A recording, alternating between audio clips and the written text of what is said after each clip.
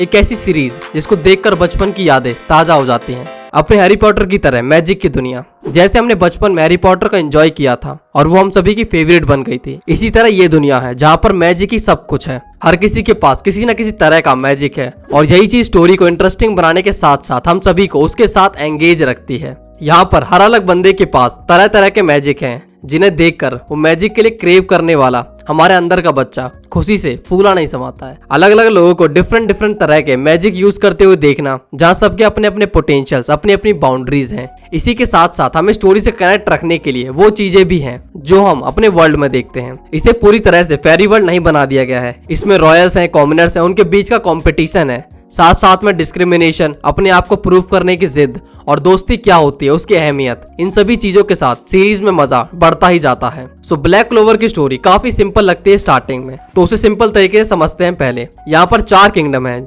जिनके नाम है क्लोवर, हार्ट, स्पेड और डायमंड किंगडम। इस स्टोरी की शुरुआत होती है काफी टाइम पहले, जहाँ पर एक जाइंट मॉन्स्टर या का डीमन ने क्लोवर किंगडम पे अटैक कर दिया था और उसके उत्पात से चारों तरफ तबाही हो रही थी। ऐसा लगने लगा था कि ये किंगडम खत्म हो जाएगा और जब हर चीज फेल हो रही थी उसे रोकने के प्रयास में, उस टाइम पर एक मेज ने आगे आकर उसे रोका, जिसे नाम दिया गया विजार्ड किंग। और उसके बाद से फिर सबसे स्ट्रॉन्गेस्ट मेज को विजार्ड किंग का टाइटल दिया जाने लगा, जिसका काम होता है किंगडम में शांति बनाए रखना और अगर कुछ गलत होता है तो उसे रोकना। सो प्रेजेंट स्टोरी में 2 बच्चों को देखते हैं हम जो अनाथ हैं, आस्टा और यूनो, जो एक चर्च में रहते हैं। बट जब उन्हें पहली बार विजार्ड किंग की स्टोरी सुनाई जाती है तो दोनों ही वो बनने के लिए मोटिवेट होते हैं, जिस तरह से सभी बच्चे होते हैं बचपन में। बट यहाँ पर आस्टा एक जिद्दी लड़का है, मतलब जो सोचा है वो तो करके दिखाना है, चाहे कुछ भी करना पड़े उसके लिए। बट कहानी में एक ट्विस्ट ये है कि इस मैजिकल वर्ल्ड में जहाँ सब कुछ मैजिक ही है, वहां पर आस्टा जो बिना मैजिक के पैदा हुआ है, मतलब वो किसी तरह का मैजिक यूज नहीं कर सकता है, थोड़ा भी नहीं।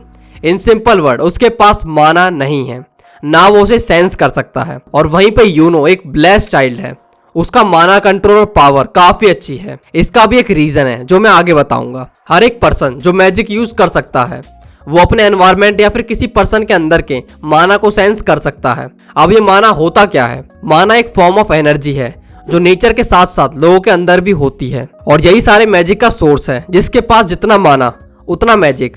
जो लोग बहुत अच्छे से एक बड़े लेवल पे मैजिक यूज कर पाते हैं उनके लिए कहा जाता है दे लव्ड बाय माना। और वहीं पे जो लोग मैजिक यूज नहीं कर पाते हैं या फिर बहुत ही कम कर पाते हैं उनके लिए कहा जाता है दे हेटेड बाय माना। माना हर जगह है, किसी प्लेस पे बहुत ज्यादा होता है, किसी पे बहुत कम होता है और ज्यादा वाले एरिया में क्लाइमेट अनयूजुअल हो जाता है। और इन्हीं जगह में डंजन और ग्रेट मैजिक जोन आते हैं जहां पर नेविगेशन स्किल्स भी काम नहीं आती हैं। और वहीं पे एक पर्सन में जब वो अपना सारा माना यूज कर लेता है तो वो अनकॉन्शियस हो जाता है, जस्ट लाइक चाक्रा इन नारुतो। माना सिर्फ अच्छा नहीं होता है, माना की एक दूसरी साइड भी है, डार्क साइड, जिसे कहते हैं द माना ऑफ अंडरवर्ल्ड और नेगेटिव माना। इस माना के सिनिस्टर क्वालिटी की वजह से इसे माना ऑफ अंडरवर्ल्ड कहा जाता है। नेगेटिव माना यूजर के मैजिक को एक बूस्ट देता है जो वो नॉर्मली तो अचीव नहीं कर सकता था, बट ये हैवी पावर आती है एक कॉस्ट के साथ। नेगेटिव माना यूजर और विक्टिम की बॉडी और उनकी सोल को करप्ट कर देता है और इसी वजह से इसे फॉरबिडन मैजिक कहा जाता है। अपने मैजिक को बूस्ट करने के लिए एक और तरीका है यहाँ पर, मैजिक स्टोन। मैजिक स्टोन जो अंडरवर्ल्ड से कनेक्ट होते हैं और एक इंडिविजुअल की पावर को इनहेंस करते हैं। और नेचुरली एक मेज को अपनी पावर बढ़ाने के लिए सिंपल 3 रास्ते हैं, हार्ड वर्क, उसका नेचुरल टैलेंट और लाइफ एंड डेथ एक्सपीरियंस, जो अच्छे को सब कुछ सिखा देता है। सो वीडियो कैसी लग रही तुम सभी को? अच्छी तो कमेंट करो यारो, और चैनल को सब्सक्राइब क्यों नहीं करा? नाराज हो? चैनल को सब्सक्राइब करो, अपने दोस्तों के साथ शेयर भी करो ताकि मुझे न्यू व्यूअर्स मिल सके। Back to the video. Story का एक और इम्पोर्टेंट फैक्टर है एक स्पेल बुक, जिसके मिलने के बाद एक मेज अपने मैजिक को एक दूसरी स्टेज पे ले जाता है और वो स्पेल बुक अलग अलग तरह के मैजिक को होल्ड करती है। बट वो ऐसे नहीं मिलते हैं कि बुक खोली और पढ़ लो, जो तुम्हें मैजिक अच्छा लगे वो यूज कर लो। वो टाइम के साथ और हार्डवर्क के बाद वो स्पेल काइंड ऑफ अनलॉक होते हैं और इन्हीं बुक को ग्रिमोर कहा जाता है, जो सभी को मिलते हैं जब वो 15 साल के हो जाते हैं, जिसके लिए उन्हें एक ग्रिमोर सेरेमनी को अटेंड करना होता है। सिर्फ जो मैजिक यूज कर पाते हैं उन्हें ग्रिमोर मिलती है। यहाँ पर एक और ट्विस्ट है, ट्विस्ट नंबर 2। आस्टा को ग्रिमोर मिलती है बट बाद में यूनो के मिलने के बाद, जो सभी के लिए एक मिस्ट्री होती है क्योंकि ये मैजिक तो यूज नहीं कर सकता है, फिर काहे का ग्रिमोर? बोरा गए हो क्या? बट ये ट्रू है। ग्रिमोर कितनी रेयर या फिर पावरफुल है वो उसके नंबर ऑफ क्लोव पे डिपेंड करती है कि वो 3 लीफ ग्रिमोर है या 4 लीफ ग्रिमोर है या फिर 5 लीफ ग्रिमोर है। अब क्लोव की 3 लीफ इंटीग्रिटी, होप और लव को दिखाते हैं, वहीं पे 4th लीफ लक को दिखाती है और 5th लीफ में रहता है डेविल। जब भी 4 लीफ ग्रिमोर वाला मेज पूरी तरह से डिस्पेयर या फिर निराशा में चला जाता है तब वो ग्रिमोर करप्ट हो जाएगी और अपने ओनर की डीप डिस्पेयर फीलिंग और हेट्रेड की वजह से फिर वो ग्रिमोर डार्क कलर की हो जाएगी और उसमें 5th लीफ आ जाएगी, मतलब डेविल आ जाएगा। बट आस्था के केस में ये नहीं हुआ था, उसको 5 लीफ ग्रिमोर डायरेक्ट मिलती है। इसी तरह से अदर किंगडम की ग्रिमोर भी हैं, डायमंड, स्पीड और हार्ट भी। बट यहाँ पर सेम क्लोवर ग्रिमोर वाले रूल्स नहीं हैं कि वो नंबर ऑफ क्लोव पे डिपेंड करें रेयरिटी के लिए। हार्ट किंगडम में सभी की ग्रिमोर अलग अलग तरह की होती है और वहीं पे स्पेड और डायमंड की ग्रिमोर में थोड़ी बहुत सिमिलरिटी दिखाई देती है। स्पेड और डायमंड के सिंबल के अलावा उनमें एक यूनिक पैटर्न होता है। और हाँ, स्पेड में लूसियस की डबल स्पेड ग्रिमोर, ये ग्रिमोर का टॉपिक काफी इंटरेस्टिंग है, तो इसके ऊपर मैं एक सेपरेट वीडियो लाऊंगा। तो अब यहाँ पर टाइम हो गया है ट्विस्ट नंबर 3 का। मैंने अब तक तुम्हें बताया कि 4 किंगडम हैं जहां मेज रहते हैं, बट इसके अलावा भी 2 जगह और हैं जो इन किंगडम से सेपरेट है और यहाँ पर किसी और का राज है। लाइक पहला है विच फॉरेस्ट, जहां पर सच की चुड़ैलें रहती हैं और उसकी विच क्वीन का मैजिक सबसे पावरफुल है। नेक्स्ट है हीनो कंट्री, जहां से मेरा फेवरेट यामी सुकीहिरो बिलोंग करता है और ये कंट्री पूरी जापानीज कल्चर पे है, जिसे करंट शोगन है रियुया रियुडो। यहाँ पर मैजिक को जूत्सु कहा जाता है और ग्रिमोर की जगह पर ये स्क्रोल्स का यूज करते हैं, लाइक समुराई एंड निंजा। चलो वापस आते हैं अपने स्टार बॉयज पे। जब ये दोनों मैजिक नाइट एग्जाम के लिए कैपिटल आते हैं तब ये देखते हैं मैजिक नाइट स्क्वाड कैप्टन्स को। अब ये लोग कौन है? हमने स्टार्टिंग में बात की थी विजार्ड किंग के बारे में। सो अभी करंट के विजार्ड किंग का नाम है जूलियस नोवल क्रोनो, जो 27th विजार्ड किंग है और बहुत पावरफुल है, जिसके पास टाइम का मैजिक है। ये मैजिक नाइट कैप्टन इसके अंडर ही आते हैं। तो टोटल 9 स्क्वाड मेजेस हैं जो अपनी कंट्री को प्रोटेक्ट करते हैं और उन्हें लीड करता है विजार्ड किंग। 9 स्क्वाड्स और उनके कैप्टन्स पे नजर डालते हैं बिना किसी स्पॉयलर्स के। गोल्डन डॉन, विलियम वांजेंस, और प्लीज कोई भी मांगा रीडर किसी का स्पॉइल मत कर देना ये चीज। Next black bull Yami Sukehiro, silver eagle Nozel Silva, blue rose Charlotte Roselei, crimson lion Fuegoleon, green mantis Jack the Ripper, coral peacock Dorothy, purple orca Kaiser Granvorka और aqua deer रिल बोस्मोइटियर। सो हमारे star boys किन 2 squad में गए ये तो जानना चाहोगे ना तुम।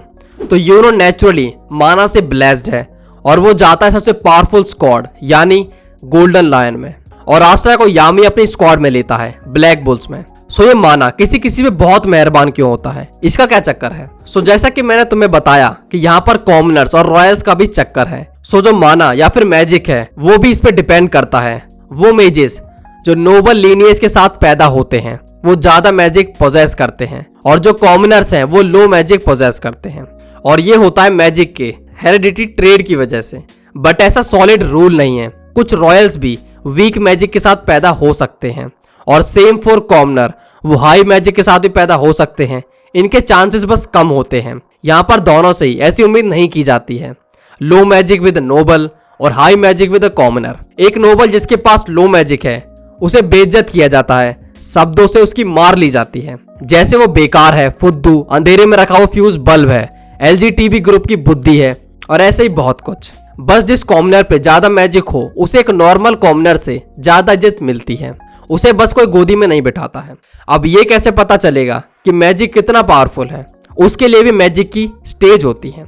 एक मेज की मैजिक पावर 10 स्केल लेवल पे मेजर की जाती है, जिसे मैजिक स्टेज कहते हैं। इसमें स्टेज 0 हाईएस्ट स्टेज होती है और स्टेज 9 लोएस्ट। इन स्टेज से क्लियर पता चलता है कि एक सिंगल हाई लेवल मेज कई सारे लो लेवल मेज से ज्यादा पावरफुल है बैटलफील्ड में, और वो मैजिक जो नॉर्मल मैजिक से डिफरेंट होते हैं और अपने यूनिक ट्रेड की वजह से पावरफुल से पावरफुल मेजेस के अगेंस्ट इफेक्टिव होते हैं, उन्हें आर्केन स्टेज मैजिक कहते हैं। जैसे आस्ट्रा का एंटी मैजिक और सैक्र का सीलिंग मैजिक। और इसी के साथ स्पिरिट मैजिक यूजर जिनके पास ऑफेंसिव स्पेल होते हैं वो सेंट स्टेज को भी अचीव कर लेते हैं, जो ईविल को खत्म करते हैं। ये पावर सिस्टम पहले हार्ट किंगडम में यूज करते थे, अलायंस के बाद क्लोवर ने भी इसे अडॉप्ट किया और इसी के साथ साथ स्पेड किंगडम में भी इसे यूज किया जाता है। अब क्लोवर किंगडम जो बाकी किंगडम से घिरा हुआ है, तो उसे प्रोटेक्ट करने के लिए इन सभी मेजेस की जरूरत पड़ती है। हर किंगडम के पास अपने खुद के यूनिक मैजिक होते हैं, बट इन सब में से जो स्पेड किंगडम है वही सबसे डेडलीस्ट है, क्योंकि उसके पास है डेविल की पावर और हर एक कमांडर के पास, जिस वजह से वो बहुत ही पावरफुल हो जाते हैं। वहीं पे डायमंड किंगडम अपने एक्सपेरिमेंट और मैजिक स्टोन की वजह से जाना जाता है। नेक्स्ट हार्ट किंगडम जो प्योर नेचुरल माना को यूज करते हैं, और ये मुझे पर्सनली काफी अच्छा लगा था, नेचर के मैजिक को अच्छे से यूज करना, जो सच में काफी अच्छा था। और ये क्लोवर किंगडम के मैजिक से ज्यादा पावरफुल है, क्योंकि नेचर अपनी बॉडी से ज्यादा माना प्रिजर्व करता है। अब स्टोरी में क्लोवर किंगडम को पहले किंगडम के अंदर के दुश्मनों से लड़ना है और उसी के साथ साथ बाहर के।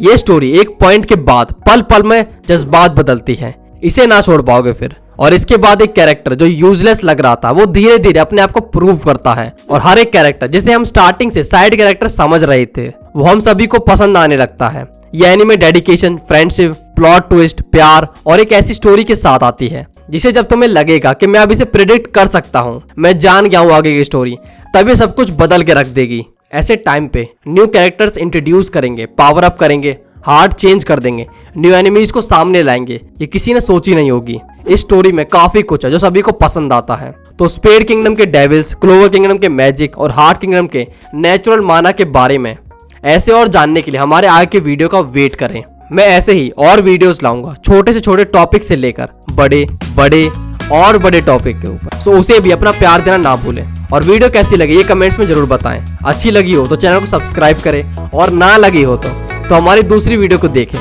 बट सब्सक्राइब तो करें।